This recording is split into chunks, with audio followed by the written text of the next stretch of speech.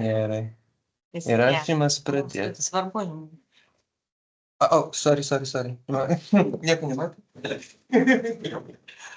Tai sveiki atvykę į dar vieną sociokultūrinių tyrimų seminarą. Tiems, kurie pirmą kartą čia, mes su Viktorija kažkada turėjom idėją jungti žmonės, kurie kažkaip tarp kultūros ir sociologijos arba vieno kitą poveikį tyrinėja visuomenės ir kultūros. Ir taip kviečiam žmonės, pagrindai, kurie mums faini ir iš kurių norim išgirsti daugiau, bet tarpdiscipliniškumas yra tas momentas, kuris jungia šitus seminarus. Kiekvieną dabar darom antradienį pirmą savaitę, kaip sakant, pasidalinta yra mūsų fakulteto bendruomenė ir Lietuvos tautosakos ir literatūros instituto bendruomenė, bet siekiam ir plačiau. Tai jeigu patinka, prašau kviesti žmonės ateiti. O šiaip, man atrodo, tiek apie bendrą, o šiandien turime nuostabų svečią, kuris tyrinėja labai svarbią temą, labai įdomią temą. Tai yra profesorė Eglė Kačkutė Hagen, aš noriu ištariu teisingai tą Kačkutė. Kačkutė. Stop. Taip. Ir šiandien kalbės, temą matote čia. Ir, man atrodo, toliau nedelsiu. Tik pasakysiu bendrą dalyką, duodam tarp 5 minučių ir valandos, kažkas tokio. Ir tada visą likusį laiką skiriam diskusijai, nes tiek įdomiau yra padiskutuoti. O po seminaro, po diskusijos visko kviečiam pasilikti, neformaliai pabūti, bet kas po to bus, turit nepabėgti, kad sužinotumėte, kas svarbu. Tai prašau. Labai ačiū, iš tikrųjų labai ačiū. Pirmiausia, tai Viktorijai, šeimai ir tau, Vukotyčiui. Tikrai labai malonu čia būti ir labai ačiū tikrai visoms ir visiems, kurie atėjote. Man atrodo, kad visą laiką yra labai svarbu kažką darant kitiem papasakot, nes man atrodo, kad gali daryti, kad ir pačius įdomiausius tyrimus, jeigu niekas apie juos nežino, tai jų ir nėra. Tai tikrai dėkoju už progą pakalbėti. Tai ir šios dienos mano tema yra, tikslas šito pokalbio viso yra, aš noriu papasakoti, ką jau aš esu šitoj temoje nuveikusi. Ir kadangi tai yra tyrimų seminaras, tai aš jau naudojuosi tą privilegiją, kad aš pristatysiu vieną tokį straipsnį, kurį aš dabar rašau, jau pačioj pabaigoj. Ir tai va čia ir bus labai svarbu man išgirsti jūsų kritiką, kas jūs įtikina, kas neįstikina, kas atrodo gal čia gerai daroma, gal galima būtų padaryti geriau, gal kažkokius tyrimus aš pražiūrėjau, kad man reikia gal pasižiūrėti. Žodžiu, aš labai tikiuosi jūsų grįžtamojo ryšio irgi apie tai, ką aš darau, nes mano galvoje mes jau čia kalbėjom ir su Vuk, kad tyrimų seminaras tai yra tam, kad išgirstum, ką kiti galvoja, ir tyrimų seminaras yra ir tam daromas, kad pristatytum tai, kas dar nėra popieriuje ir visiems laikams. Ir galima kažką. Bet daug kas jau yra popieriuje ir visiems laikams ir jau nepakeičia. Tai dabar pirmas dalykas, kurį aš noriu pasakyti, yra galbūt toksai. Aš pradėsiu tokia citata. Vienas svarbiausių migracijos tyrinėtojų Lietuvoje, profesorius Egidijus Aleksandravičius, reikšmingoje pasaulio lietuvių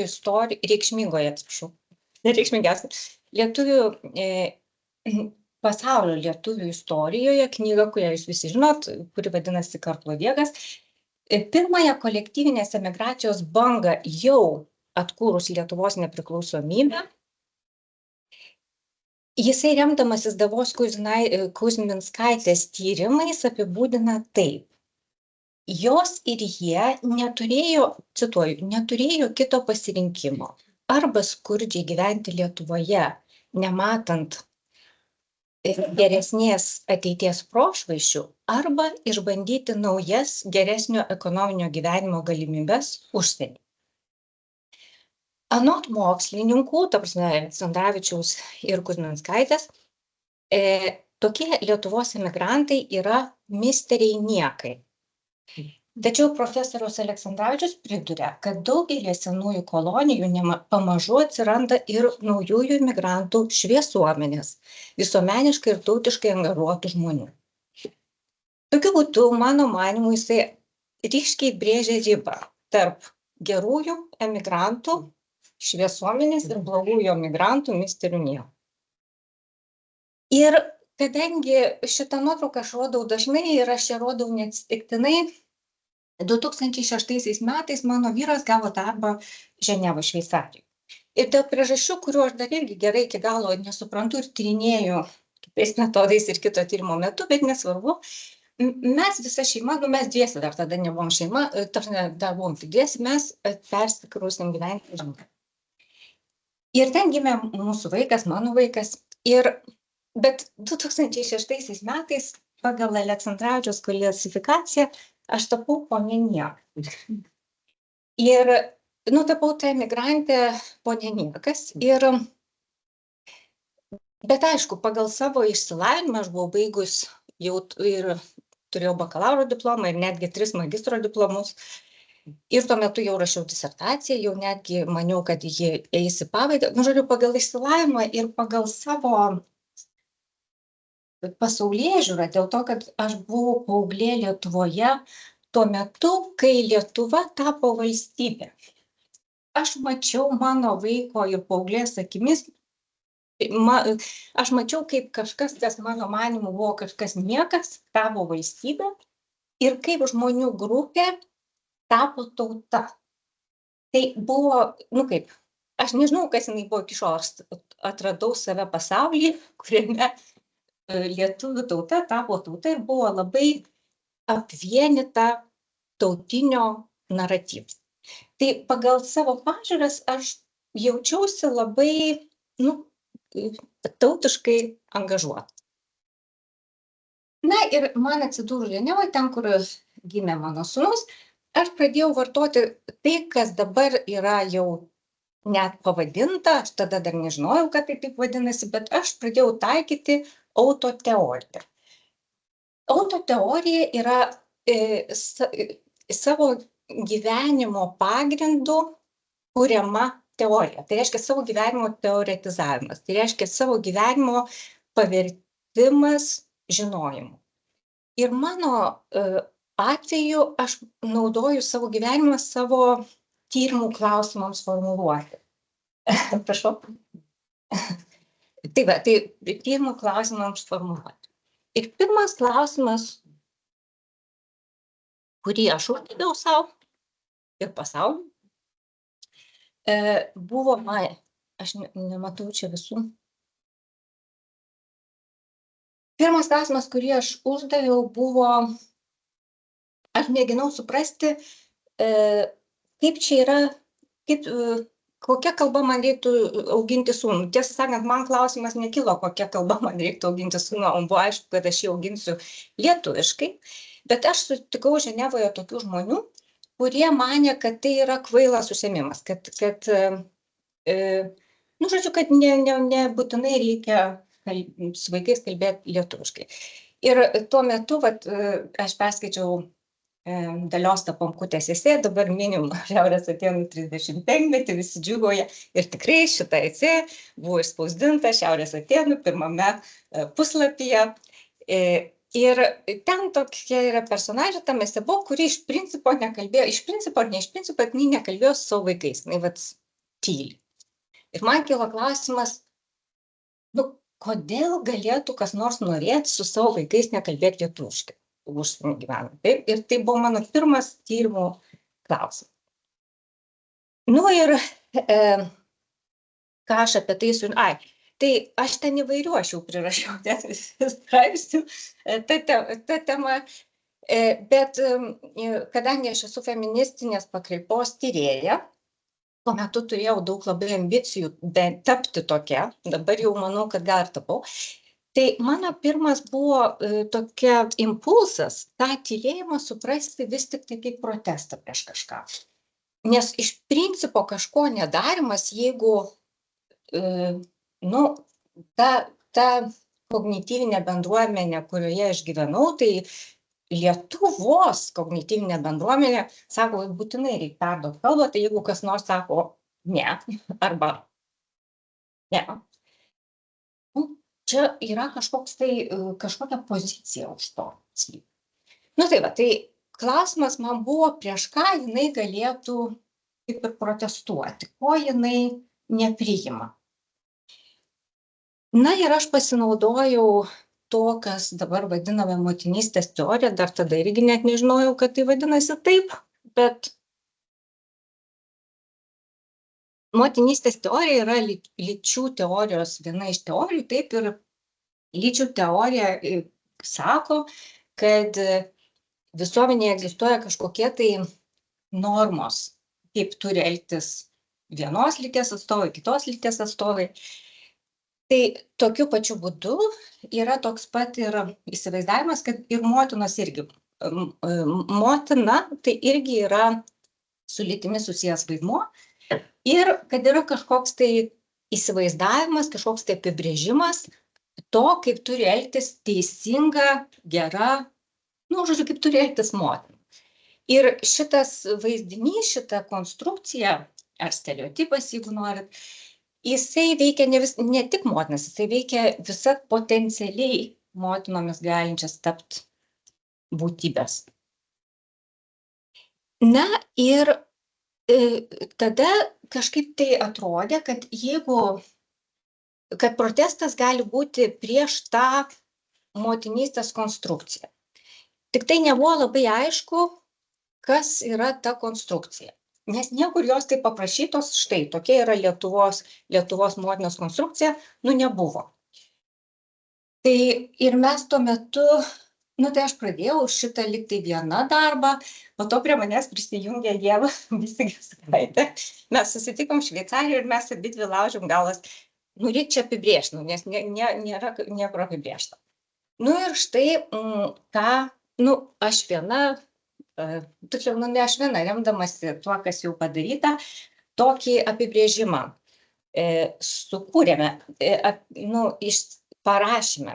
Bet aš irgi norėčiau gal pacituoti Dalią Leinartę. Taip, kad kalbėdama apie pirmosios Lietuvos Respublikos kūrėjus, tai yra 20 amžiaus pradžios lietuvių šviesuomenė ir tos šviesuomenės vertybės, profesorė Dalia Leinartė pažymi ir cituoju: išsilavinusi moteris ir išauklėti vaikai tautiniai inteligentijai atrodė svarbiausi idealios lietuvių šeimos veiksniai.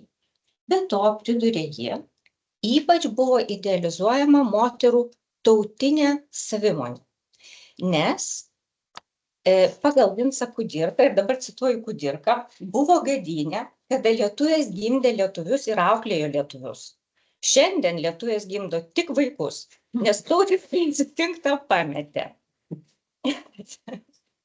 Leinartės tyrimai parodo, kad priešingai nei vakarų valstybių nacionaliniuose diskursuose, kur vyravo pronatalistinė ideologija ir kur motinų įvaizdžiai įkūnijo tautos idėją, rytų Europoje ir Lietuvoje įsigalėjo lygiaverčių partnerių vienodai investuojančių vaikų lietuvybės ugdymą idėja. Ši Vinco Kudirkos ir kitų Lietuvos nacionalizmo teoretikų kuriama tautinė ideologija lietuvių tautinėje vaizduotėje sukūrė idealios lietuvės motinos įvaizdį, pagal kurį visos gali pagimdyti lietuvius, bet išauginti lietuvius gali tik gerus.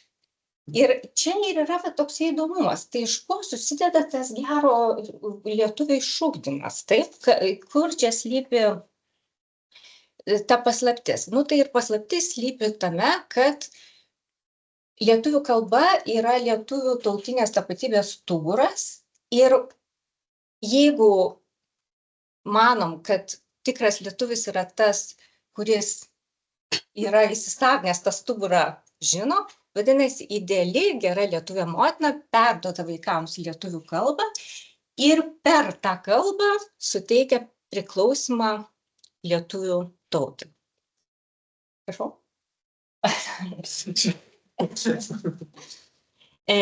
Taip, tai šita idėja yra iki šiol gaji. Ir aš įdėjau šitą va, tokį vaizdinį parodymą tam, kad iliustruočiau, kokie iki šiol gaji yra šita idėja. Egidijus Meilūnas yra Lietuvos diplomatas ir vienu momentu jisai buvo ambasadorius, Lietuvos ambasadorius Airijai. Ir tuo metu jisai ten jis tikrai labai daug padarė tam, kad lituanistinės mokyklėlės būtų remiamos Lietuvos ir žodžiu, ir finansavimą, kaip ir išmušė. Taip. Ir jisai tikrai labai daug bendravo su diasporos bendruomenėmis, su lietuvių bendruomenėmis. Ir jisai štai parašė tokį postą, kad kaip gerai, va čia buvom susitikę su bendruomenė ir va gavom 2,8 milijono, žodžiu, tada mūsų yra ten tiek milijonų ir mes gavom, žodžiu, kažkiek pinigų mokyklėje. Ir lietuvių bendruomenės narė, tarp kitko Šveicarijoje, bet nesvarbu, rašo, kodėl komentuoja va šitą jo pasakymą, čia šiaip turėtų džiaugtis, įsidėjo į Facebooką, kad visi pasidžiaugtų, dabar rengsime lietuviškas mokyklas, o jis sako, kodėl atleidžiamos nuo šventos pareigos savo vaikus ir mokyti lietuvių kalbos pačios motinos. Vadinasi, tas konstruktas, ką turi daryti gera motina, yra iki šiol svarbus. Taip? Ir šita idėja, žinoma, labai buvo gaji Lietuvos diasporoje Amerikoje, visą tą laikotarpį, kai, iš tikrųjų, jie gyveno saugodami tą lietuvybę, Lietuvos nepriklausomybės idėją. Ir netgi tokią knygutę, čia Laima Vincė, čia jos knygutė, jinai paveldė iš kažkokios savo močiutės. Knygutė vadinasi The Lithuanian Woman. Ir ten aiškiai parašyta, ką turi daryti lietuvė motina. Perduot vaikams lietuvių kalbą. Ir angliškai net parašyta. Ta knyga kažkodėl išeina angliškai, bet sako tą dalyką. Ir man čia biškai manelina, kad mano nėra užrašų, bet nesvarbu. Tas norite... Noriu. Gyvo, ne? Noriu, aha. Tuoj pažiūrėjau. Išdėstymas... Šitas, ar ne? Pabandom. Išdėstymas. Nieko nesipėčiau. Tai nieko. Aš prisiminsiu. Tai dabar antras klausimas tyrimo, kurį aš savo uždaviau, kai jau išsiaiškinau, kokia tai yra konstrukcija, ko lietuvių tauta nori, reikalauja kaip iš motinų, taip. Tai aš tada pradėjau klausti klausimą, kaip motinos jaučiasi, bet palaukit, kodėl? Čia viršinė. Atsiprašau. O palaukit, kodėl? Ką čia daryti? Šeima važiuoja atgal dabar. Žiūrėk, va čia radau. Taip, tai aš tik tai norėjau čia grįžti prie šito, kad tos tylinčios motinų tylėjimas, juk yra nuoroda, jūs supratote, į avinėlių tylėjimą. Ir kad tam filme yra kažkoks baisus pavojus, tiesa, motinų tylėjimas, tas tylėjimas yra susijęs su mirtim, smurtu, kažkokiu baisiu labai dalyku, taip. Tai dabar klausimas mano buvo, taip, tai pirmas straipsnis, kurį aš parašiau, kur aš klausiu klausimą ir bandžiau jį atsakyti, tai kaip motinos, kaip veikia tas konstruktas motinas, tai tas, kurios neperduoda, tai iki šiol nežinom, kaip jas veikia, tiesą sakant, ir iki šiol neturim jokio tyrimo padaryto, nieks niekada nepaklausė tų motinų, kurios iš principo nutarė su vaikais nuo pirmos dienos dar iki gimimo priėmė sprendimą, aš nekalbėsiu savo vaikų gimtąja kalba. Mes nežinom, mes turim labai daug hipotezių, spėjimų, kodėl jos taip daro. Tai populiariausia yra tokie, nes nori integruotis, nes nenori būti lietuvės, bet iš tiesų mes to nežinom. Tai jeigu yra kas nors girdi ir nori tokį tyrimą atlikti, susisiekit, mes rasim būdų padaryti. Aš neturiu pati šiuo metu galimybių imtis. O štai toje esė motinų tylėjimas, kita motina, kuri jau kalba pačios, galima sakyti, autorės balsu, jinai transliuoja tokį, čia aš pritaikiau tokį simptominį skaitymą, ir jinai transliuoja tokį baisų pavojaus jausmą ir iš esmės sako, kas dabar man, kas bus, jeigu neperduosiu savo dukrom lietuvių kalbos. Ir mano atsakymas bus toks yra, kad tikriausiai nebeliks Lietuvos, ne tai, kad nebeliks manęs, bet tikriausiai nebeliks Lietuvos. O antras klausimas, kas bus man, nes aš tai kalbą perdaviau taip gerai, kaip galėjau, jau viską padariau, nieko geriau nepadarysiu, bet kas man bus, nes aš jos neperdavau pakankamai gerai. Ir mano tada atsakymas, kad tikriausiai laukia kažkokia bausmė. Bet čia yra literatūra. Ir kadangi aš nelabai turėjau galimybę atlikti pati kažkokį tai empirinį tyrimą ir ko nors paklausti, tai man labai pasisekė, kad Europos Sąjunga suteikia tokią labai dosnią galimybę dalyvauti tokiame tinkle, kur buvo daug mokslininkų iš visų kitų disciplinų. Ir štai šitame universitete yra grupė, kuriai vadovauja profesorė Meilutė Ramonienė jau daug metų, ir jos, tai yra taikomosios kalbotyros grupė, ir jos turi didžiulį archyvą pokalbių su motinom, kurios tokios kartos kaip Staponkutė, kaip aš, jos išvažiavo panašiu metu, ir jos klausė visų tų moterų, ką jūs darot, kad jūs išlaikytumėt kalbą, žodžiu, gyvendam užsienį, kaip jūs tos vaikus auginat. Įdomi detalė yra ta, kad nors visose straipsnėse, kuriuose jos aprašo tos tyrimus, analizuoja, jos sako, tėvai perduoda kalbą taip, tėvai perduoda kalbą taip, bet kai mes pradėjom į tuos jų duomenys žiūrėti, ir aš paklausiau, kas yra jų respondentai, tai pasirodė, kad motinos tik tai, kad tėvų tenai iš tikrųjų tai nėra. Tai užtat mes įvardėm dalykus savo, kaip jie yra. Ir mes atradome 5, tiksliau jos atrado didesnį korpusą ten tų tekstų. Mes išnagrinėjome 5 interviu su motinomis, kurios ne tai, kad jos iš karto buvo apsisprendusios neperduoti savo kalbą. Iš esmės jos buvo visos apsisprendusios lygiai taip kaip aš, perduoti kalbą, kalbėti su vaikais lietuviškai, bet labai anksti jos nustojo. Ir štai mes pagal jų interviu mes rekonstravome tai, kokį motinystės įvaizdį jos yra internalizavusios, ko jos iš savęs reikalavo. Tai jos manė, kad perduoti lietuvių kalbą savo vaikams yra natūrali motinos funkcija. Jos manė, kad, aš būdama lietuvė pagimdžiau vaiką, tai jau jis yra ir kalbės lietuviškai. Bet, matot, tai pagal Kudirką, tai bet kas gali gimdyti lietuvius, bet išauginti gali tik tai tam tikros.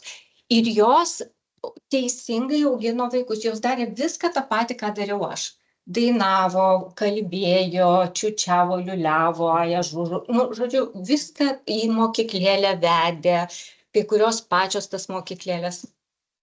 Vaikai nekalba visą. Ir jos, kaip jos labai gražiai ir sako, aš viena labai gražiai įvardinu, nuleidžiu vėlį. Man per sunku, aš negaliu. Bet jos visos taip pat žinojo, kas joms už tai bus, kadangi jos neperdavė tos kalbos. Jos žinojo, kad jos bus pasmerktos, ir jos yra, jos buvo, jos ir net įvardėjo, kokiais būdais jas pasmerkė tėvai, aplinkiniai, ir lėktuve žmonės. Žodžiu, visą plačioj. Jos Ir jos žinojo, ir jos taip ir sako, mes esam blogos moteros, man nepasisekė, aš žinau, žodžiu, aš bloga motina. Tai štai. Ir dabar aš čia įdėjau keletą tiesiog interviu įdomumui, nes mane labai sukrečia kiekvieną kartą, kai aš skaitau šitos interviu, labai sukrečia emocinis krūvis, negatyvus, kuriuo kaip jos save žiauriai smerkia už tai, kad jos to nepadarė, kaip joms nuo to yra skaudu. Nu, tai čia vat vienas toksai pavyzdys ir kitas, aš nežinau, ar jūs norite juos paskaityti, gal juos garsinti, aš nežinau. Ne, perskaitysim. Ir gal suspėsim perskaityti.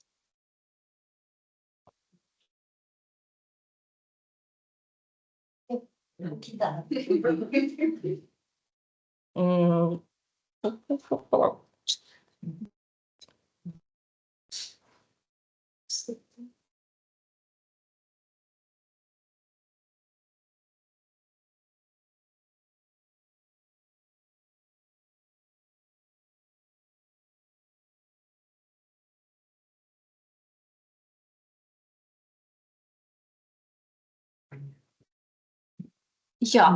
Ir čia, kas man, pavyzdžiui, šitam interviu, čia labai gražiai pasimato tas toksai, ką, motinystės teorija vadinama, tai, kas yra motinystės institucija, tai, ko reikalauja iš motinų ir ko norėtų, ir ko pati motina nori. Taip? Tai čia yra toksai, kad aš visai norėčiau su juo kalbėti, jinai nori kalbėti, niekas jos neverčia ir čia yra jos toksai, aš norėčiau su juo pasikalbėti, nes aš atrodytų man, kad aš gal labiau jeigu aš kalbėčiau su juo, bet ta bausmė, kad nekalbi, yra kažkokia tai ateinanti iš išorės, tokia ne iš pačios mamos. Ir šitas, aš jau už tai ir įdėjau, kad parodyčiau, kaip gražiai atsiskleidžia ta konstrukcija. Jeigu jinai sako, matot, mano vaikas be lietuvių kalbos kaip be vienos kojos, o tą patį byloja ir literatūra. Tai vadinasi, kad yra šitas internalizuotas įvaizdis yra tas pats, kad lietuvių kalba yra kažkoks tai įgimtas dalykas ir kad tu be jos negali būti niekaip lietuvis. Ir tai yra esencializacija iš tikrųjų lietuvių kalbos, kaip atrodo. Ir šitas interviu, apie kurį aš norėčiau biškį daugiau papasakoti, nes man atrodo, jis yra ypatingai reikšmingas. Viena mama, kuri sako, kad jinai nuleido vėliavą, jinai labai gerai atsimena tą momentą, kada jinai nuleido vėliavą.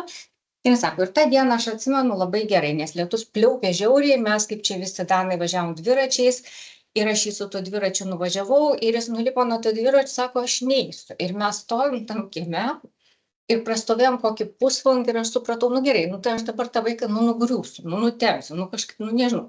Ir tada sakau, gerai, jeigu tu neisi, tada tiesiog, taip ir bus, ta prasme, aš nuleidžiu vėliavą.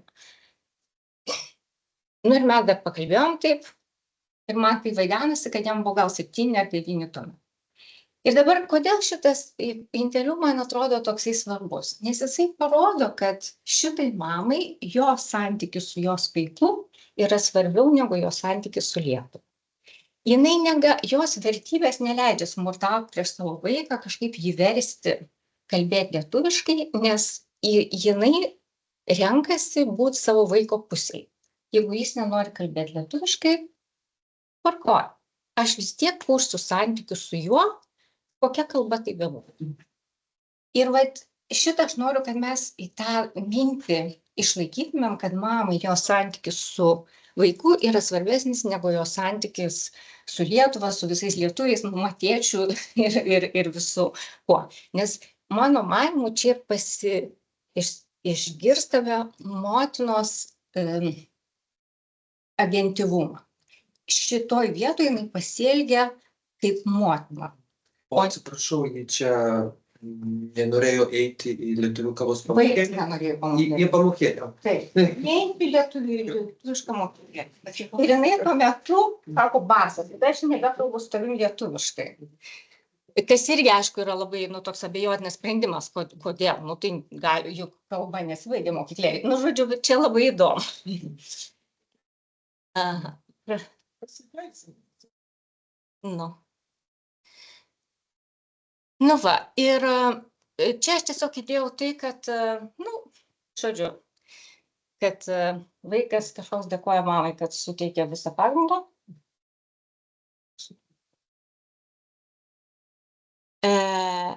Nu va, ir dabar ką aš noriu pasakyti, kad čia esu aš ir ta mokyklėlė, kurią aš organizavau, nemokėjau už tų vaidų, už kažkokį tokį patį.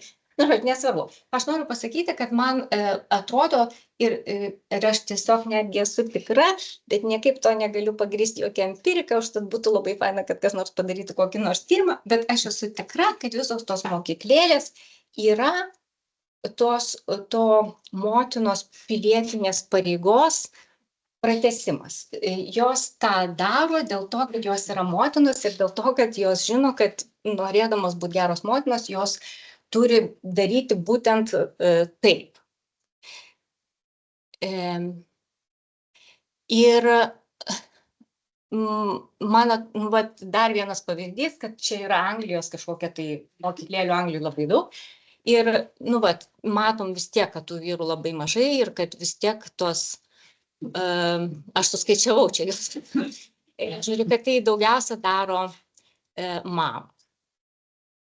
Dabar, tai čia dabar papasakojau, kas yra padaryta ir dabar gal biškį pateoretizuosiu ir papasakosiu, kas jau yra nuveikta šitam lauke iš moksliškai, taip. Tai dabar motinų migrančių, tokia kaip atskira migrantų grupė migracijos literatūroje, būtent ir yra išskirta tuo motinos pilietinės pareigos pagrindu. Dėl to, kad iš migrančių motinų tikisi pilietiškumo ne tik tai jų kilmės visuomenės, ar tie tokie nacionaliniai vienetai, bet ir tos šalis, tų šalių visuomenės, kurios gyvena. Nes jos yra labai dažnai matomos kaip žmonės, kurie arba naudosis resursais gyvenamosios šalies, arba kažkaip apnuodys, prigimdys ir prikurs neteisingų piliečių ir užkrės kaip nors gyvenamąją valstybę, žodžiu. Tai motinos visą laiką yra toksai, nu, labai, kai kalbam apie migrantų teises ir apie migrantus, motinystė iškyla kaip toksai labai svarbus dėmuo. Nu ir Umut Erel, jinai pirmoji pavartojo tą tokį terminą, sako, nu gerai, jeigu mes iš motinų norim to pilietiškumo, taip, jeigu mes jas matom kaip pilietės, tai tada pabandom suprasti, kokią pilietinę funkciją jos realiai atlieka. O tai, kad motinos tikrai atlieka tas pilietinės funkcijas, tai jinai ir išskyrė keletą, kad jos neturėdamos darbo labai daug savanoriauja ir labai daug nemokamai dirba. Tai, pavyzdžiui, mokyklėlės yra vienas iš tų variantų. Jos taip pat savanoriauja, pavyzdžiui, ukrainietės irgi. Jos savanoriauja, renka ten tinklus, pina, dar kaip nors. Tai yra jų, nu, žodžiu, ir jų įsigyvenimo, įsiprasminimo mechanizmas. Bet aišku, jos dėl to taip daro, kad ir neturi darbo ir labai dažnai jų savanorystė tampa darbu. Kitas dalykas, kurį suprato irgi mokslininkai, tai yra tai, kad jos siekia migrantės motinos labai dažnai, ir ypač tos, kurios yra labai išsilavinusios, jos yra labai ambicingos savo vaikų pasiekimų požiūrį. Jos labai daug investuoja į vaikus, kad tie vaikai gerai mokytųsi ir taip toliau, nes jos kūrė geresnį gyvenimą savo vaikams. Kitos tiesiog ir taip ir sako, pavyzdžiui, čia buvo Lenkės, sakė, Airijai, kurios gyvena, jos net neina dirbti, nes sako, jeigu aš išeisiu dirbti, tai kas mano vaiką lenkiškai išmokins. Bet irgi. Neaišku, ar taip jos sako dėl to, kad neturi darbo. Nu, ta prasme, čia nieks nepatikina.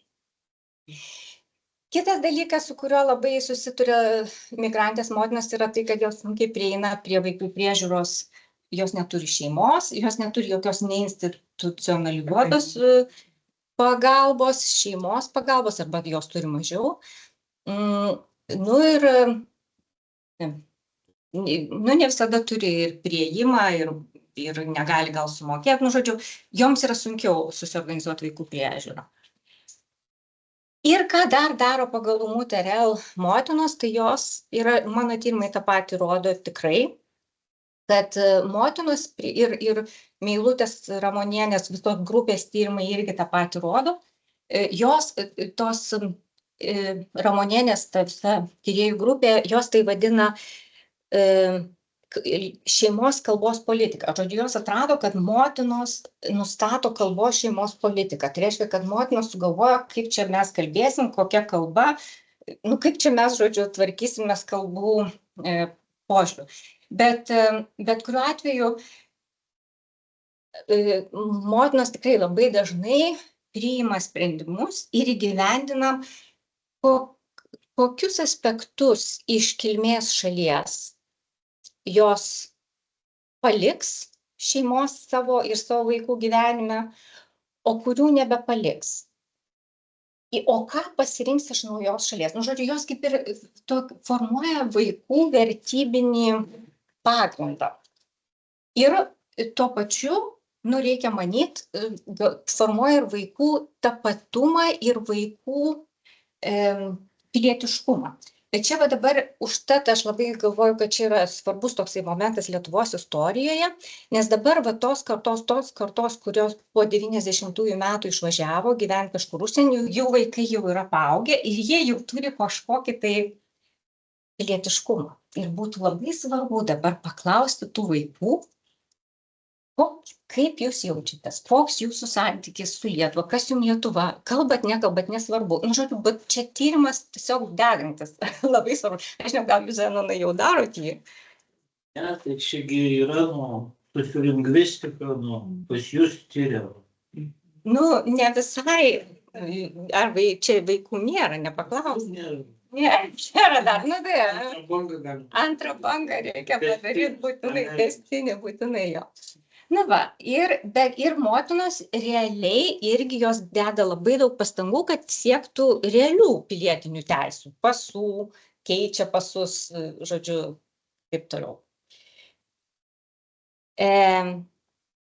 Tai dabar prieinant prie tyrimo, kurį aš šiuo metu darau, palaukit, kodėl aš čia neišverčiau į lietuvių kalbą.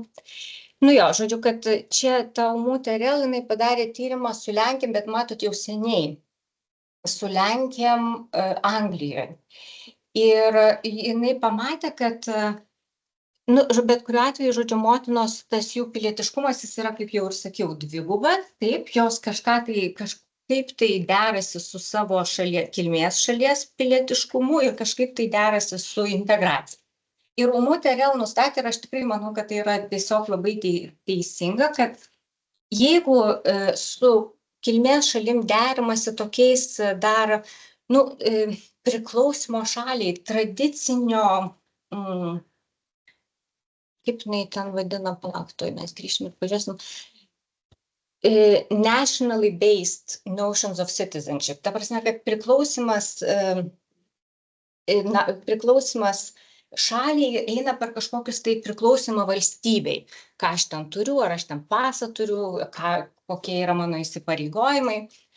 O integracijos naratyvas yra pagristas tuo, ar jų galėjimu būti finansiškai nepriklausomomis. Ir tuo požiūriu jos atsiduria labai tokia šizofreniškoje situacijoje, dėl to, kad pagal priklausimą nacionaliniai kažkokiai kultūrai, jos turėtų tos vaikus liktai mokyti kažkokių kalbų, turėtų vežti atgal į Lietuvą, taip toliau.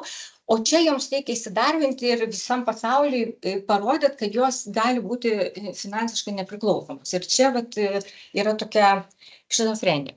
Bet žodžiu, ką aš dabar noriu padaryti, kadangi jau man Meilutės kolegės davė, leido naudotis jūsų rinktais duomenimis, Tai dabar aš noriu juos visus perskaityti, tuos interviu, kurie buvo padaryti su tikslu paklausti, kaip jūs mokot lietuvių kalbos, bet tie naratyvai, jie yra tokie, nu, ten yra labai daug informacijos ir vat aš ketinu juos visus perskaityti su tokiais sakiniais, aš ketinu pasižiūrėti, kaip jos steigia savo santykį su Lietuva per savo santykį su vaikais, per kalbinį ar kokį nors kitą.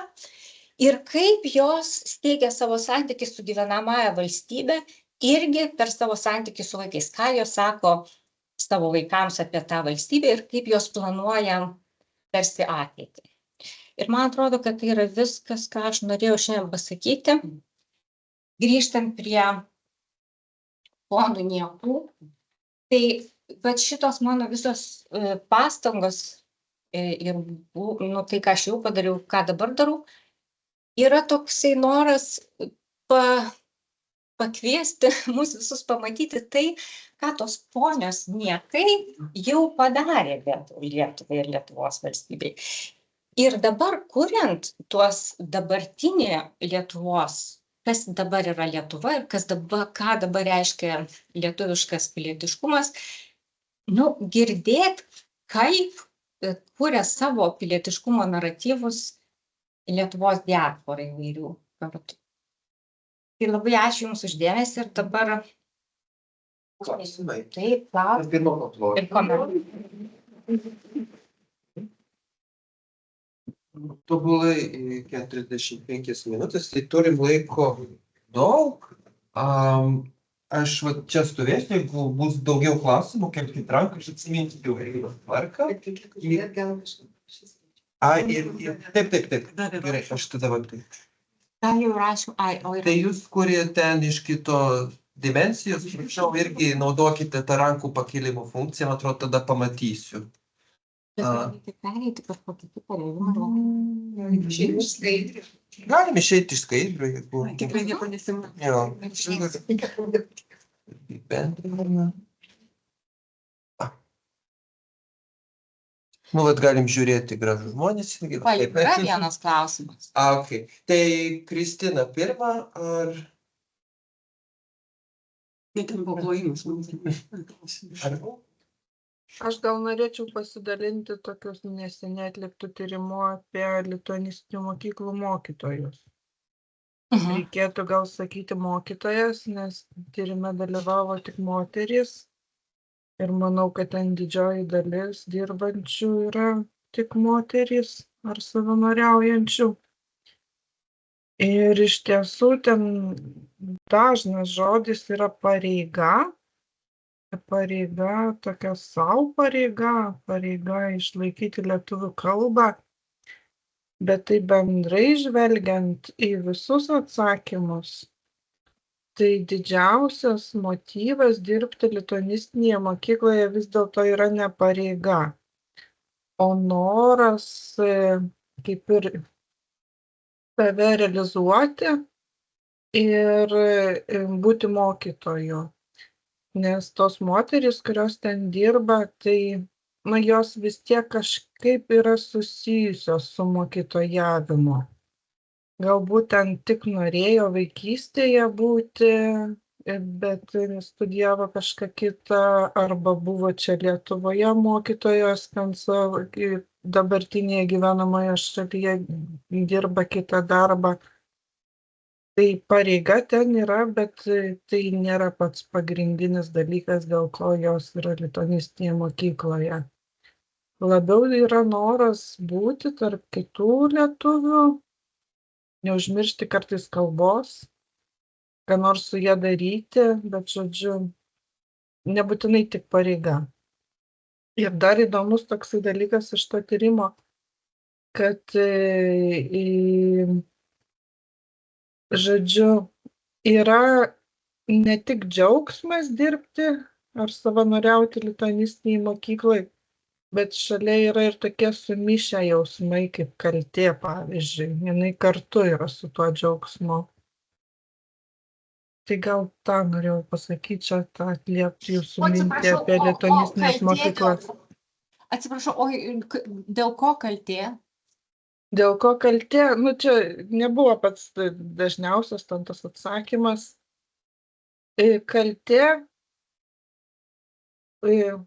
gal aš susirasiu kokią citatą, kad neprimeluočiau. Gerai, tai gal kas nors kitas paklauso, aš tuo metu susirasiu.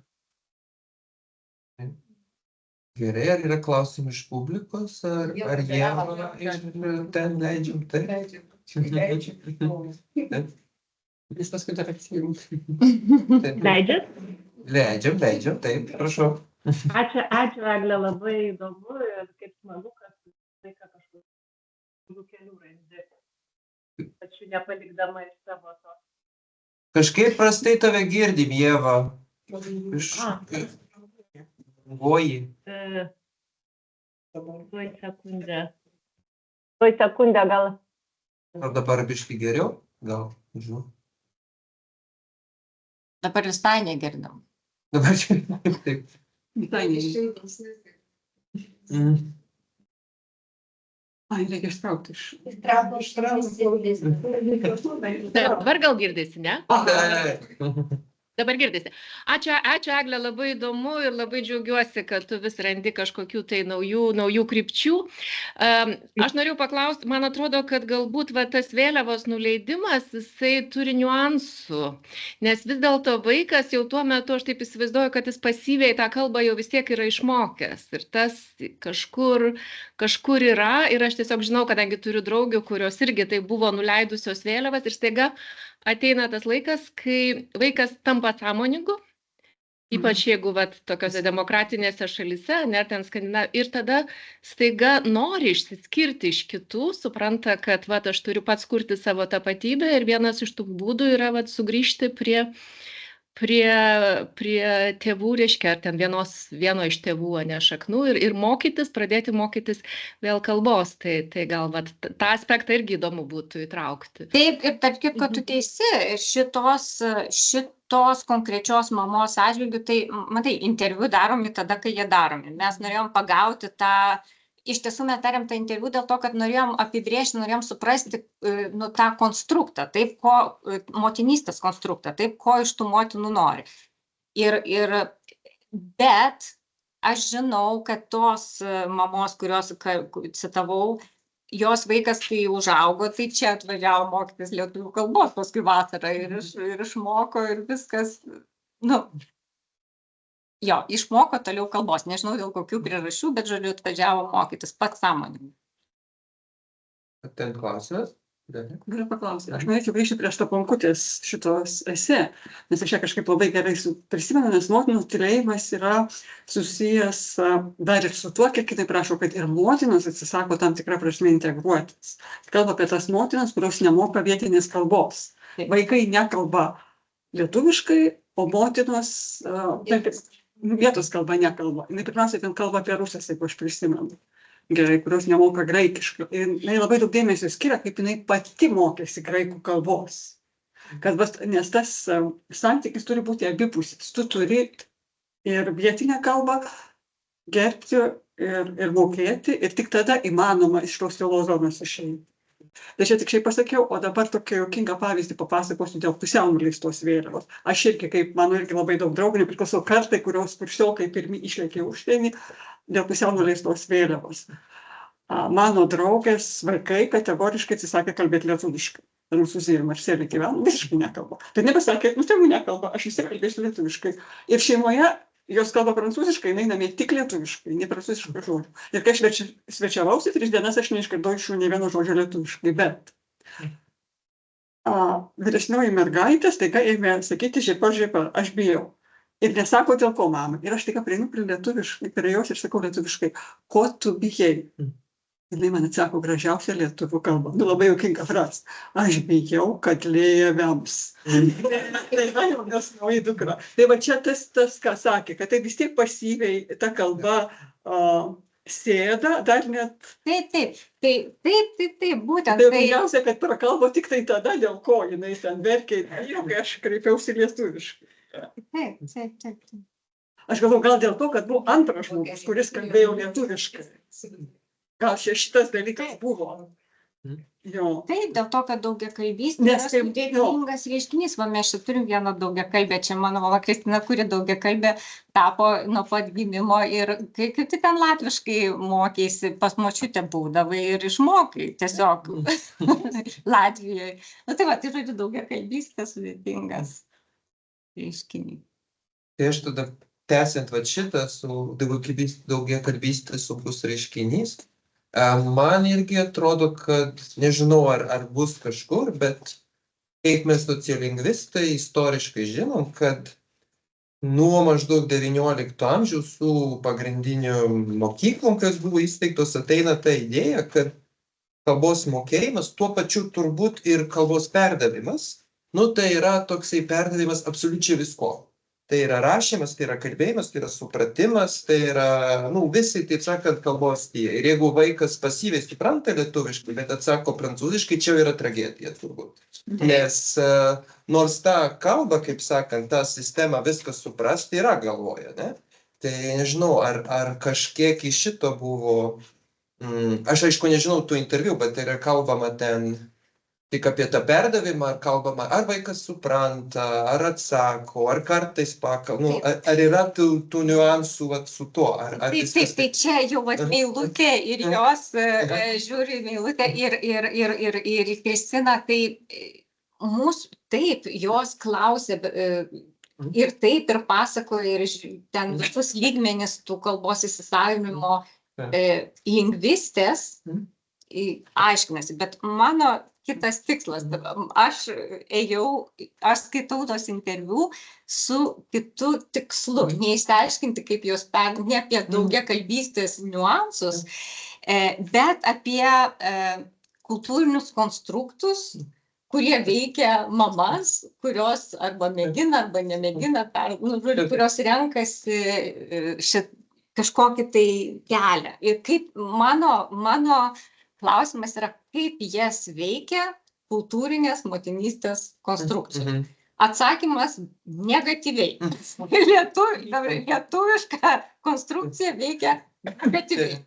Užtat mano tikslas būtų, kaip čia padaryti, kad tą konstrukciją kažkaip sušvelninti, žodžiu, padaryti ją draugiškesnę. To motinom, kurios labai labai daug daro, kad vaikai pasijustų lietuviais, per kalbą ar kitaip. Aš, jeigu galiu savo taip piknaudžiauti galią, dar trumpą klausimą ir tada tikrai tylėsiu. Tai ar tu gali, reiškia, teigti, kad dauguma bent tų mokinių iš to, kas skaitai interviu, kaip sakant, ta pareiga, to motinystės pareiga yra perduoti visą tą lietuvių kalbą, ne? Tai reiškia visiškai pilnai, ar yra moterų, kur sako, vaikas supranta, aš jau išpildžiu savo motinystės. Tai žinau,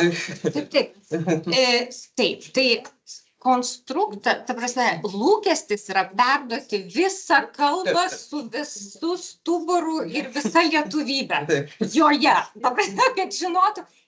Bet ta prasme, iki tokių juokingų variantų, iki kad mama turi užtikrinti, kad žinotų ten himną, visus įstatymus, ten ir, žodžiu, tai ko neįmanoma ir šiaip jau padaryti. Taip, tai, žodžiu, lūkesčiai yra perduoti kalbą ir visą lietuvybę kartu su ją.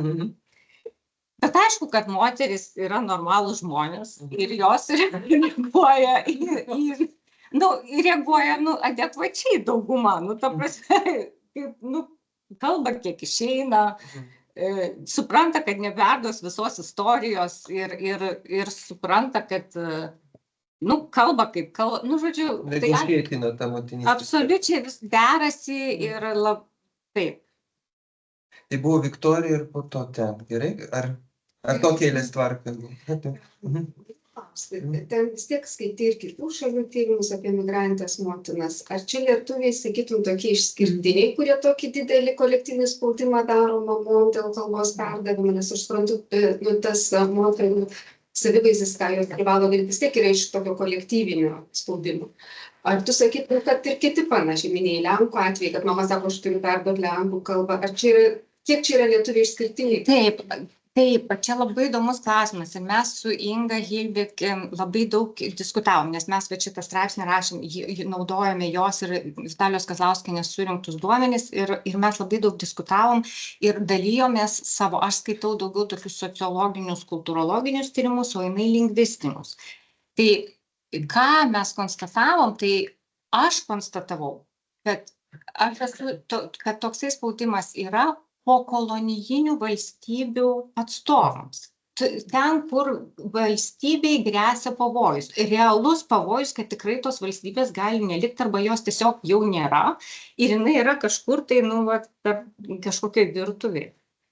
Tai čia yra Lenkai, indai, nes indai irgi yra, jie dekolonizavosi. Tai ta prasme, kad tas kalbos perdavimas ir didžiulis, žodžiu, ir kas yra įdomu, Ukrainai dabar ukrainietės, kurios daro tyrimus kokius nors sociologinius, ir sako, dabar staiga visai ne taip seniai, per paskutinius 2 metus, iš visų motinų reikalavimų, kurios kalbėtų ukrainietiškai ir, žodžiu, perduotų Ukrainos dvarą. Tai mano manimu, tai yra susiję su tokia geopolitinė kultūrinė situacija ir su nacionaliniais naratyvais. Kai šaliai iškyla pavojus, vyrai ima ginklus, mamos ima elementorius. Čia dabar su tuo, ką pasakėjai, labai įdomu, bet aš ne apie jas norėjau klausti. Man kaip visada rūpi metodologija ir paskui, kaip jinai padaro tą produktą, kurį tu gauni. Tai dabar tavo išvada, kad aš klausiau to požiūrį labai atidžiai, ką tu pasakai, labai buvo įdomu, labai ačiū, čia labai džiaugiuosi, kad atidžiai.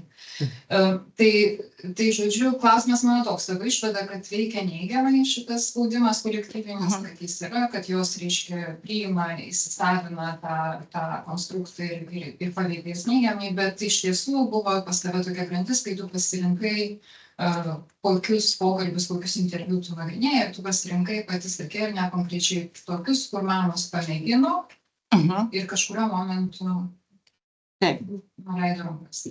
Nuleido vėliavą labai įdomiai. Žodžiu, ir atsitraukė, leido ir paskui, žodžiu, jau tada kitas ten naratyvas. Tai iš tiesų tai yra tokia grupė, ar ne, kažkokių, tai yra tik vienas iš kelių įmanomų pasirinkimų. Tarp jų yra taip pat ir toks, kad, pavyzdžiui, ar ne, kad aš kalbėsiu su savo vaiku savo kalbą, gimtąja kalba,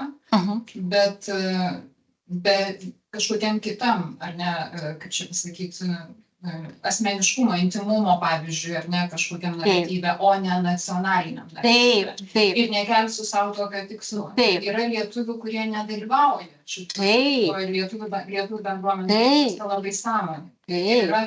Tai žodžiu, aš tiesiog noriu paklausti, ta prasme, man tai atrodo, kad tai iššūkė, kad jis veikia neigiamai, jinai truputėlį yra dalinė, nes jeigu tu paimtum spektrą sprendimų, ar ne, tu pamatytum truputėlį tikriausiai, ar ne, kažkokį kitokį vaizdą. Tai nežinau, čia ar pasiūlymas, ar klausimas, ar kažkaip. Taip, labai geras klausimas ir taip dariau. Ir čia, užtat aš rodžiau tą interviu, kur mama sakė, nuleidau rankas ir akcentavau jinai renkasi savo santykį su savo vaiku.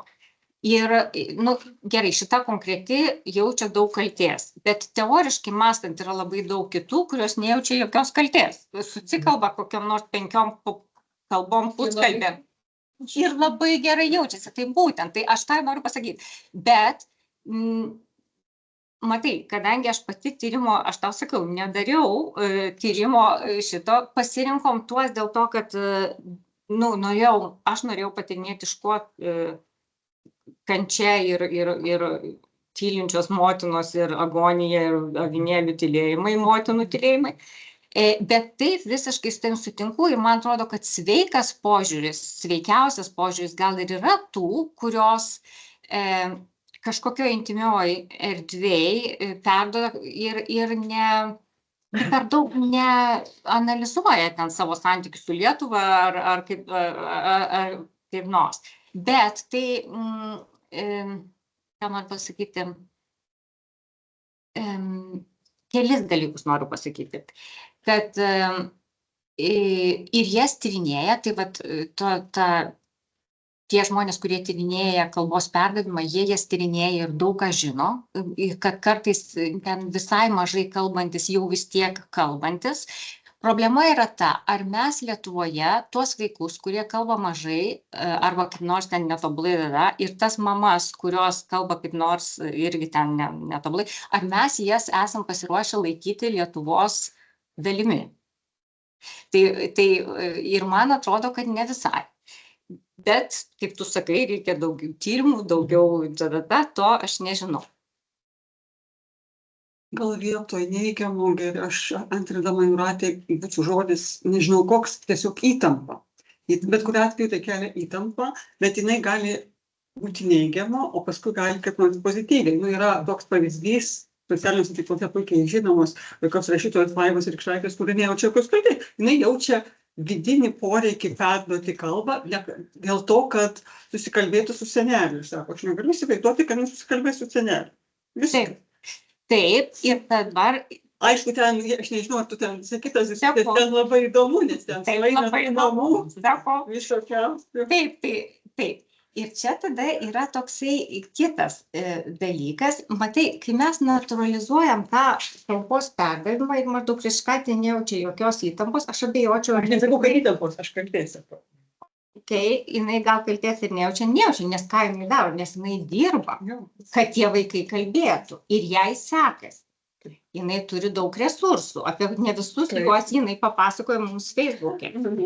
Bet tikrai, čia ir yra tas dalykas. Ir čia vėl grįžtam prie misterių niekų ir ponių niekų ir kas yra vertinama labiau ir kas gali sau leisti vaikus labai gerai išmokyti lietuvių kalbos, o kas ne. Ir kaip nuo to keičiasi mūsų santykis. Tai šitas lietuvių kalbos, kaip ir bet kokių kitų motinos funkcijų arba vaikų auginimo funkcijų, naturalizavimas ir sakymas, tai čia natūraliai viskas čia pasidaro ir čia be įtampų. Aš kaip tik noriu ir visas motinystės studijų laukas nori parodyti, ką realiai motinos daro, kiek joms realiai tai kainuoja ir ko jos nepadaro savo gyvenimui, kad padarytų, kol daro tai. Ir kad gal galime atkreipti dėmesį į tai, ką motinos daro, nemokamai ir tyliai ir neva natūraliai. Tai va čia toks yra dar tikslas.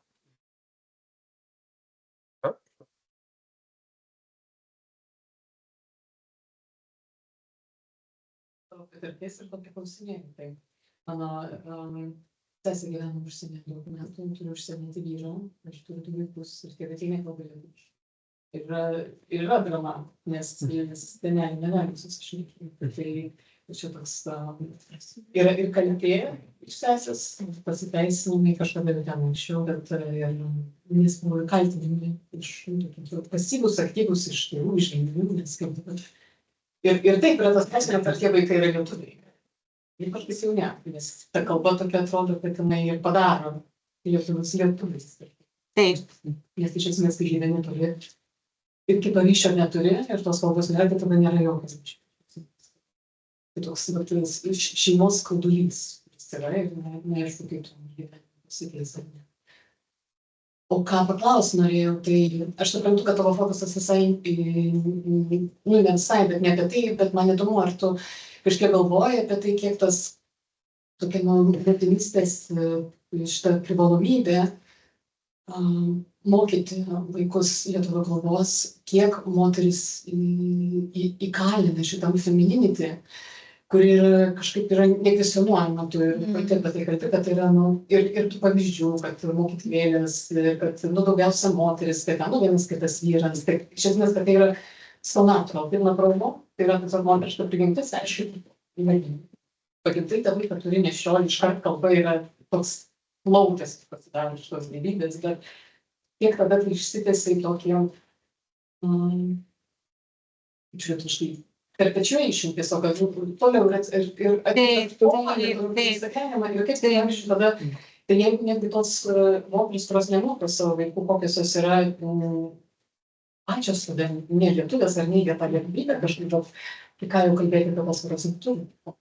Ir tu net neturi Labai įdomus klausimas, bet čia Ingos seminare mes kalbėsim apie tai. Yra labai įdomus klausimas migrančių nemotinų. Nes ta prasme, kad Ingos seminare kalbėsim apie tai, kad aš padariau vėlgi. Literatūra man irgi padeda formuluoti tyrimų klausimus. Ką aš atrandu literatūroje, aš einu paskui gyvenime ieškoti. Bet ką aš atradau literatūroje, tai kad jeigu migrantės nemotinos yra, imigrantės nemotinos yra,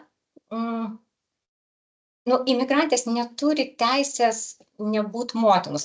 Būnant motina, tu esi legitimesnė imigrantė ir turi daugiau teisų, taip. Tai nes, normali. Kaip įskaitoma lengvai. Tavo moteriškumas įskaitomas ir gal tu čia kažkokį gerą dalyką darai. Bet čia, tam mes 2 romanai prancūzų kalba parašytų imigrančių, kur jos tiesiog, tos veikėjos yra nulaužiamos už savo nemotinystę, už tai, kad, neturi teisės būtų.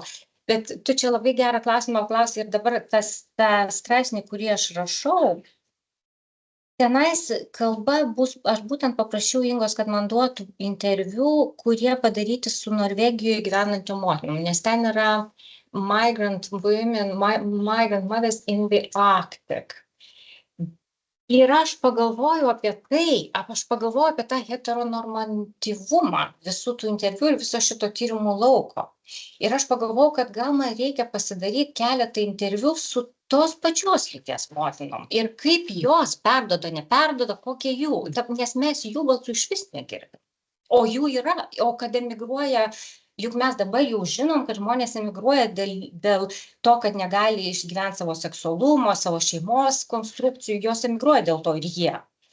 Tai vadinasi, bet tai neaiškia, kad jie nustoja būti lietuviais arba jos. O kalba, ji nebūtinai yra tik tai vėliava. Kalba yra kažkas labai intimaus. Tai visiškai neturi būti susijęs su jokiais nacionaliniais diskursais. Tai labai geras klausimas ir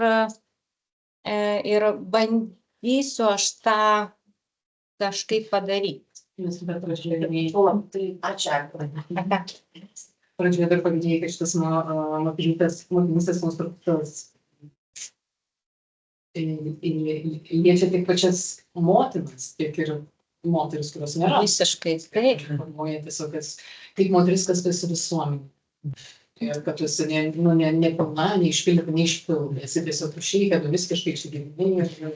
Tai mes mėginam tą diskursą paneigti, dėl to, kad tyrimai rodo, kad tos moterys, kurios sąmoningai renkasi neturėti vaikų, jos tai daro labai labai atsakingai. Ir renkasi neturėti vaikų dėl to, kad žino kodėl. Tyrimai tikrai rodo, kad tos moteris, kurios sąmoningai negimdo vaikų, tai daro dėl pačių atsakingiausių motyvų. O vyrų klausimas, tėvų tai yra. Mokymo nekyla kalbos, aš suprantu, kad... Ne, bet labai geras klausimas, kyla labai įdomu, tikrai. Tai Inga dabar turi ar doktorantę, ar magistrantę, jau ateina jauna karta, kuri tyrinėja vyrus, ačiū Dievui, nes aš... Taip, yra. Aš tokį pasiūlymą, nežinau, kaip čia trumpai man išeisi pasakyti, Greimas turi mitokorą užsiimti, žodžiu, tai ką aš suprantu kaip tokį siūlymą kažkokių naratyvų, kurie, jūs ardot, aš suprantu, kad šitas tavo tyrimas ir tu su kolegiam ardarai tos konstruktus, kurie dabar yra naturalizuoti ir kad čia viskas yra natūralu, bet greta to dar būtų visai geras projektas siūlyti kažkokius alternatyvius naratyvus, tai tokių kažkokių standų nuskambėjimų. Pavyzdžiui, kad ne kalba, jinai nebūtinai turi būti susijusi su kažkokiu nacionaliniu diskursu ir jinai nebūtinai turėtų būti su tuo būdu, kad aš darysiu iš šitų žmonių lietuvių. Tai, žodžiu, ar kažkaip šitą palaikysiu. Kitas dalykas, aš airius ne šiaip savo paminėjau, nes kalba nėra vienintelis nacionalinės tapatybės nešėjas. Plius nacionalinė tapatybė neturi būti, kas irgi su airiai atnešė į mano sąmonę šitą mintį ir šitą nuovoką, kad nacionalinė tapatybė nebūtinai turi būti kažkokia aukščiausia vertybė ir kitų vertybių. Nu, ypač šiuolaikinėje Europoje. Ypač šiuolaikinėje Europoje. Tai supranti, ką noriu pasakyti, kad jeigu atsirastų, pavyzdžiui, tavo tyrime, kur jau yra tokių sandūrų kažkokių, ar jūs negalvojate, ar galbūt norėtumėt šalia šito projekto dar daryti kažkokį konstruktyvų projektą, kur tada aš grįžtu prie savo pirmo klausimo, ar ne, tie atvejai, kur motinos pasirenka ir tėvai, aš tau galėsiu duoti kontaktus atvejai, kad tėvas palaiko kalbinę vaiko lietuvių kalbą ir jam kol kas visai neblogai sekasi, bet jis vienas yra jau šventėj vaikas dalyvauja. Žodžiu, yra, nes moterų nereikėtų, žodžiu, nuočius. Ten daug motyvų, kur hetero šeimos, daro šitą tėvas, kaip čia funkcija atlieka. Tai žodžiu, kur tas atkabinimas kalbos ir kažkokio santykio, kažkokia motinystės tokia patirtis, kuri nebūtinai atvažiuoja su tuo 19 amžiaus tautinio mentaliteto kažkokiom savokom, bet jinai turi kažkokį savo naratyvą ir irgi savo darbą ir poveikį, kur, ta prasme, irgi tie žmonės lieka ryšys su Lietuva kitais kažkokiais pagrindais. Apskritai mūsų tada nacionalinis visas, jeigu mums jau reikia saviprata visą šitą, jinai turi daug kažkokių daugiau atramų, negu kad vien tik tai kalba, kurią paskui įstatymą reikia ginti. Taip, visiškai pritariu ir palaikau ir mano gal net ir vienas. Aš irgi savotiškai kažkurio momentu, matai, man labai sekėsi, kad mano vaikas tiesiog ten viską ėmė, kalbėjo, džiūgavo, visa šeima čia padėjo. Žodžiu, neturėjau, nesakau, kad buvo lengva, bet tikrai viskas, atitikti standartą man pasisekė nesunkiai. Aš dėkoju tėvui už tai. Bet aš irgi kažkurio momentu nutariau, kad, gerai, aš jau paauginau, jau man jau dabar jau galima aš kažkaip savo pagyventi. Bet netgi, kai ir mažas buvo vaikas, ir galbūt tai ir buvo sėkmės dalis, kad aš, pavyzdžiui, jau visą šitą nesu vėliava ir mane užtat supykdė ir man buvo sunku, kad kai man reikėjo kalbėti su diplomatais, kad žodžiu, kai ant manęs ta mokyklėlė buvo užkrauta, man pasirodė. Aš jos lyg ir pati norėjau, bet man pasirodė, kad ten buvo labai daug tokio santykio, kad tai man būtų labiau patikę tiesiog išlaikyti intimų santykį. Tik tai aš nežinojau, ar man tam pavyks visus kalbėti, rašyti, visus sandus. Tai va, matai, bet jeigu taip jau dabar, tai aš galvoju, kad tikrai motinos santykis su vaiku, tėvo santykis su vaiku, žmonių santykiai yra tikrai svarbiau negu bet kokia kalba. Jau kažkaip su kalbom susitvarkysim. Ir tai va. Tai čia yra vienas toks sandas, bet taip, aišku, reikia daryti tyrimus. Galima aš paklausiu jūsų, ką jūs galite? Aš tai noriu paklausti. Tai visų klausyti ir tai žiūrėkit, aš dviejų dalykų pasigėdau. Tai literatūros pasigėdau, vieną citatą iš Staponkutės, bendros pažįstamos. Taigi, bet gal ten yra, aš turiu omeny po šitą dipukų kartą, taigi buvo raštų žmonės, daug rašė, ego dokumentų labai daug. Ir ten dabar šiaip tai yra komforto sąlygos, laisva komunikacija, su Lietuva važiuok, kur nori, kada nori ir dar technologinės priemonės, ten nuspaudė, šnekėsi ten. Dabar, žinokit, jau norėt mane klausti, tai dabar tokia pas mūsų sociologai tyrimo konjunktūra, atotolio šeimos tyriamos. Tai šiandien, kaip ir Tai esminis dalykas, kad ten, žodžiu, va ten vienas ten šeimos narys Norvegijoje, kitas Lietuvoje ir panašiai, gali visuomet susijungti, pabendrauti ir taip toliau.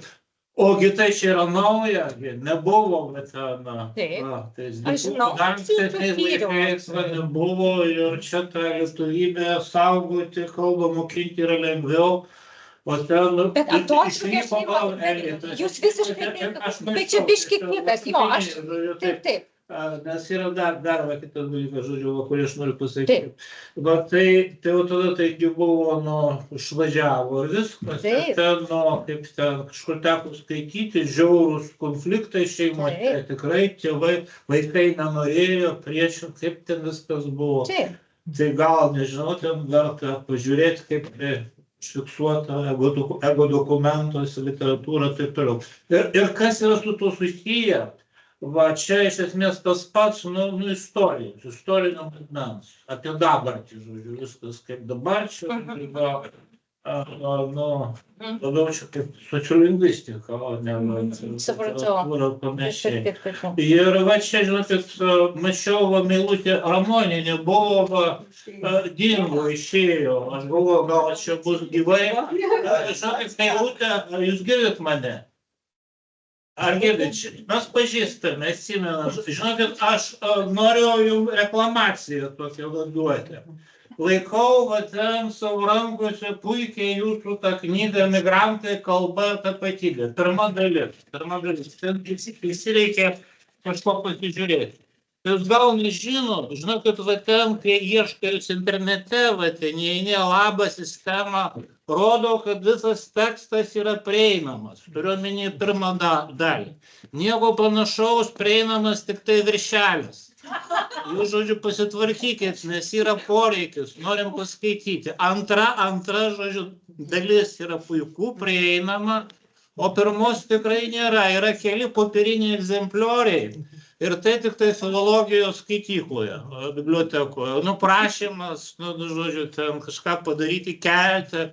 Galų gale pakabinkit, bet nežinau, ten katedros puslapyje. Ten anonsuotas jūsų projektas yra viršeliai, antrą dalį nuspaudį, nusikrauni, o pirmos nėra. Tai va tiek. Naudodamasis progą, atsiprašau prelegentę, kad čia, žodžiu, nukrypau iš šono, tai gerai.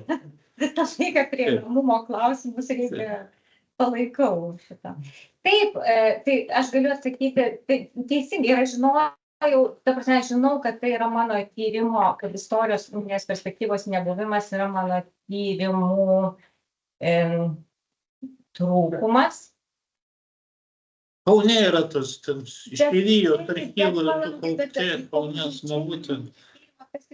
Aš noriu tyrinėti jauseną dabartinių motinų. Taip, dabartinių. Ir man yra svarbu, kaip jos dabar kūrė santykius su savo vaikais.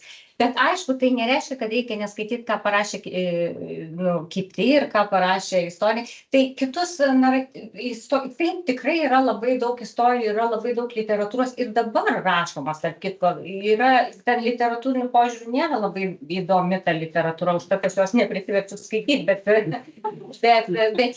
jinai sociologinių požiūrių labai labai įdomi. Tikrai labai įdomu, Rikštaitė ir kompanija, ir jų yra labai daug ir rašo labai įdomi ir Airijoje, ir kur jos ten tik negyvena, tikrai įdomu, bet čia reikia jau sėsti kaip darbą ir šio tyrimo nežinau dar, ar užsiimsiu. Bet taip, pastaba kaip ir, matot, dar kitas dalykas, aš paraleliai aš turiu atlikus literatūros tyrimą apie tai. Bet tikrai galvoju, čia bus labai daug literatūros, nes tiesiog nespėja žmogus susekti. Labai tikrai daug rašo ir visokių įdomių rašytų. Galvoja, teisės papasakos, praeitųjų, paskui blykstelių, tarpai, literatūros, lit review. Nepadariau. Nieko, Dalia ten turi labai gerą dokumentą, Excelinį man jau atsiuntė. Jūsų cechas dirba labai gerai. Jo, aš irgi įsiterpsiu. Aš puikiausiai suprantu, tai kad tu apsiriboji. Visada, kai tyri, turi kažko apsiriboti, kad apsiriboji dėl vertimų. Bet yra dalykai, kurie yra specifiški tam laikotarpiu ir yra tam tikri dalykai, kurie universalūs. Pavyzdžiui, vaikų pasipriešinimas tam tikram amžiui. Tai jis yra aprašytas daug kur, tas pats iš lietuvių šeimynų. Jo, ten įdomu 7 metų, o jau priešinasi, šiaip turėtų būti paauglystės amžius. Kad eikit jūs ten visi. Man puikiausias pavyzdys yra Antanas Šileika, kuris lietuviškai kalba, bet rašo angliškai ir jisai pasakoja, kaip jis negalėjo pakęsti, kaip jį varė į lietuviškas mokyklas. Ir eina pas panas jau paauglys ir į tas šokių būrelius varė. Dar šaukia jį, paveikė jos panelę apkabino ir tada jau Ir pasidarė. tada jau klausė. Bet ar tu savo vaikus vertėjai eiti tas mokyklėlės ir to šokį? Sako, tai žinoma. Bet supranti, va, čia Yra toks angliškas žodis, dabar medingas, nudging. Ir versti, Šiuolaikinės motinos, nu, ta prasme, jos negyvena toj gadynėj. Supranti, aš čia rodžiau jums tokius... Ne, tai suprantu, bet pasipriešinimas tam. Ta prasme, jos nori dirbti, jos nori uždirbti, jos nori karjerų, jos nori meilį, jos nori... O dabar jom tampyti vaikus ir mokinį mokyklę. Nu, čia yra truputėlį kita specifika ir aš čia norėjau. Ir, pavyzdžiui, literatūriniam tyrime, kurį aš pristatysiu po 2 savaičių ar kiek ten po mėnesio, tenai aš kaip tik tam, kad mes išgirstume tą motinų balsą literatūroje, yra toks metodas. Eiti ieškoti knygų, kurios parašytos, kur man sako aš. Nesvarbu, žodžiu, kad tai yra, aš tokį tyrimą padariau ir tik tai tiek, kad aš dar esu prancūzų literatūros profesorė, tai viskam rankų neužtenka, tai aš ten apie Prancūzijas. O tai dabar į temą. O gal galit palyginti, žodžiu, prancūzakalbės motinos, lietuviakalbės, tai pas jos ten automatiškai, ar ne? Nėra jokių problemų. Ne automatiškai, Lietuvė tokia periferinė, sunkiai, neaiškia. Viskas yra tas pats, kaltės jausmo lygis kitas. Didelį tautą ir mažą tautą. Taip, ir tauta, kuri privertė pusę pasaulio kalbėti jų kalbą. Tai čia visai kitas. Anglakalbės motinos tikrai neturi tokių problemų. Čia tik tai anglakalbės, apie ką aš nekalbu. Ką reikia anglų kalbos visą? Dėl to, kad tarptautinės mokyklos yra visur.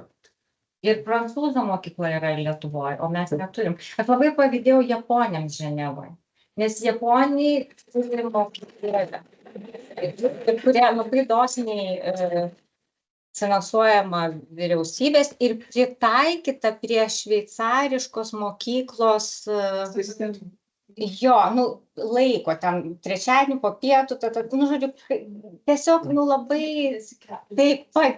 Ir mano, čia mes su Ieva Bistriauskaite labai įdomu dabar rašo dalyką, kur ji tyrinėja, koks yra valstybės požiūris į tą žmogų, kuris gyvena į diasporos atstovą. Ir šiuo atveju atstovę. Ir Ieva Bistriauskaitė manęs paprašė, kad aš tokį etno tyrimą padaryčiau ir aš turėjau konstatuoti, kad aš iš valstybės būčiau norėjus šiek tiek daugiau pagalbos ir gal biški tokio supratimo, kad gal man sunku ir kad gal man jie galėtų biški padėti, nes mes kaip iš esmės darom tą patį darbą. Tai aš gaudavau tik per snapą, kad nepakankamai padariau gerai. Tai man tokio... Tai čia yra santykis tokio valstybės su tais diasporos atstovais, kurie nugyvena kaip gyvena, savo gyvenimus. Ir kai Ženevoje gyvenau, tai man biškai buvo pavydu, nes man atrodė, kad vaikai priešinosi, ten buvo sunku, laiko nebuvo, tas pats, bet tas valstybės požiūris buvo draugiškesnis ir toks gal, ir toks, tu biškai sumokėk, o mes jau čia tau padarėm, žodžiu, mes tau padedam, o ne... Aš mačiau, kad Meilutė Ramonienė labai ilgai laukė, gal pasisakyti. Meilutė, sakykit, jei norėjote. Tai paskutinis klausimas jums, nes mažai laiko liko. sveiki, labai smagu girdėti visą tą diskusiją ir aš čia norėjau truputėlį įsiterpti, bet jau matau, kad laikas baigti. Tik noriu padėkoti irgi Egliai, kaip čia ir daug kas džiaugiatės, kaip smagu girdėti ir matyti iš tikrųjų auditorijoje. Čia aš ne visą auditoriją jūsų galiu matyti, bet matau, girdžiu, kad esam iš skirtingų mokslų, iš skirtingų krypčių ir iš skirtingų fakultetų. Tai tikrai labai iš tikrųjų įdomus žvilgsnis Eglės, man buvo labai įdomus žvilgsnis. Ir mes tos knygos, apie kurią čia minėjot, pirmą dalį iš ties esam išleidę tik tai popierinę formą, bet mes dar jų turime ir galim dar iš tikrųjų gal daugiau skaityklose kitose padalinti. Dar katedra yra, bet reikia galvoti galbūt, kad ir internete galėtume paskleisti.